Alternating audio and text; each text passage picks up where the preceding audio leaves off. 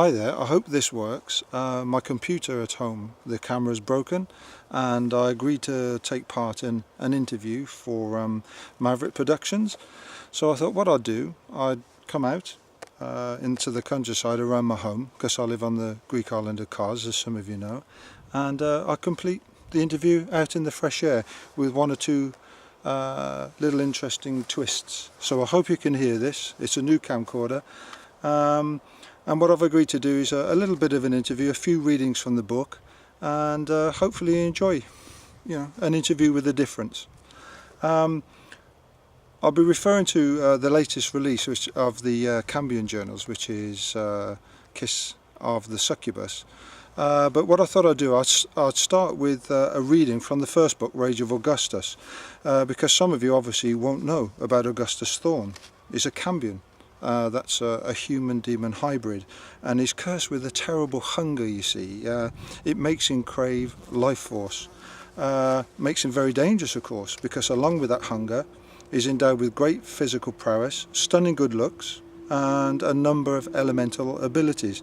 Now normally that would make him very dangerous to humans, but thankfully he's a good guy because of the influence of his mother in his early years. So he's devoted, because of her input, he's devoted his life to hunting demons, and one in particular, his father, the one who caused a great deal of suffering over hundreds of years. And what we're going to do now is join Augustus in a scene from the first book, Rage of Augustus, where he's tracked his father down to Athens, or so he thinks. He's starting to discover, you see, there's more behind the circumstances to his birth than was first apparent. But it's also comes out in the story that, as well as just himself hunting his father, demondom are on his trail. There are certain factions within the demon world who also want to hunt him down and his father. And here he's at one of his father's bolt holes, trying to find out more information about what's going on, and he's intercepted and a fight takes place. This is near the end of the fight, and you'll see why in a moment. The knife shrieked through the air, and it lifted him clean off the floor and pinned him to the wall, embedding itself in the concrete behind. I'd missed his heart by a fraction of an inch. The pain of the sudden impalement was etched across his face, and the mental bombardment suddenly cut off. "Looks like you've underestimated my competence again," I said mockingly.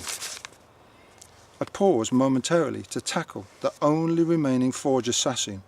I was conscious of the fact that the beeping noise coming from the corner of the room was becoming louder and more urgent. My attacker swept a knife upward toward me, trying to stab me in the guts. Catching his wrist in both hands, I stamped forward and drove his elbow inward and upward toward his face. He stepped away from me, trying to regain his balance, and I pirouetted underneath. Instinctively, he tried to yank his arm away from me in a downward motion. Allowing him to do so, I guided the blade toward his ribs, letting go with my outer hand for the split second I needed to drive it inwards and impale him, cause him to freeze as the point struck home. Then his knees folded and he fell to the floor amid a fountain of blood. I turned back toward Eblis. "In a way, I'm glad you're still here. I'm going to enjoy killing you." "Not today, I think," he replied, grimacing. He dropped 2 humming spheres and began to mesh some form of energy field around him. The pulsing sound now repeated itself so fast it became one long, prolonged, angry buzz. The light flashed a constant red. I bunched and sprang across the room, knowing without a doubt that this place wouldn't exist in a moment or two. As I met the lattice surrounding him, I was surprised to recognise an echo from the earlier Taurus field I'd encountered. Sure enough, his physical form dissipated into a nexus. So this is how they travel, I thought, and I willed myself after him as the world suddenly erupted. An incredible force sucked me away into a vortex of undiluted energy, light and noise. My ears rang, and I had the distinct feeling I'd been frozen and electrocuted at the same time. I suddenly sensed myself falling through the air and landed heavily on hard ground. Stunned, I lay there, aware that my whole body throbbed with agony. There was an unusual odour in the air, as if something was burning. Felt as if I was going to throw up at any second and had to force myself onto my elbows to assess the damage. A year previously, I'd enjoyed a wonderful holiday in the Greek islands, following the successful hunt of a rabid pair of demons. The incubus and succubus were mated and had been preying on entire families all over Greece and Turkey in their never-ending quest to satisfy their perverted lusts. It had taken me 6 weeks to bring their murderous spree to an end, and as a reward, I'd taken a few weeks off from my own endless quest to relax and unwind. I spent a week on an idyllic little island in the Dodecanese called Kos, a place steeped in myth and history, being the birthplace of modern medicine and home to none other than Hippocrates himself. I've been amazed to discover the site of an old teaching academy only a mile outside the sleepy little village of Kephalos, the ancient capital.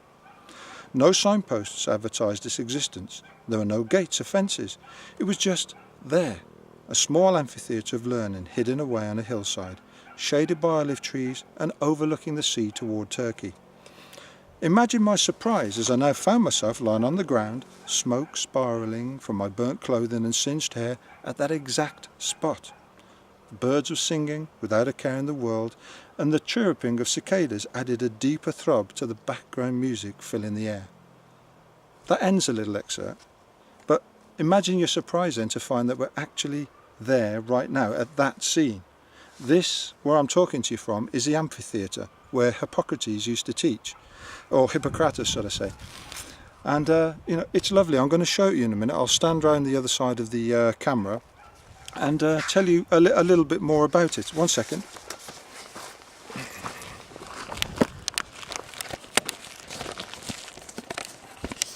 Now hopefully you can still hear me. 1 second. There we go. Could you imagine learning in an environment like this? Now do excuse me, this is a new camcorder and I'm still trying to fathom out how it works, but look at this.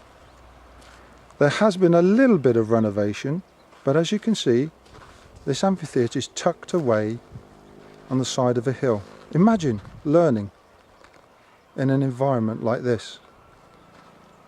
Just up the hill there, you go out onto a road that's been cut through a mountainside. I discovered this place, I enjoy running, and I was out running one day and I thought, oh, I wonder what's through that gate, and here it is. As you mentioned, as I mentioned in the scene, you overlook the sea towards Greece and or towards Turkey. Turkey is that landmass over there. It's a little bit, let's see if I can, there you go. Because of the haze you can't quite see it, but Turkey is that way. On a clear day you can actually make it out. And the wonderful thing about it is, over this way, on the other side of those trees there, that's the village of Kephalos in the distance. You can't quite see it. What we're going to do in a minute, Maverick Productions have asked me to answer a few questions as well. I'm going to head about half a kilometre that way, and we'll carry on with the interview. And I'll tell you a little bit more about the place and why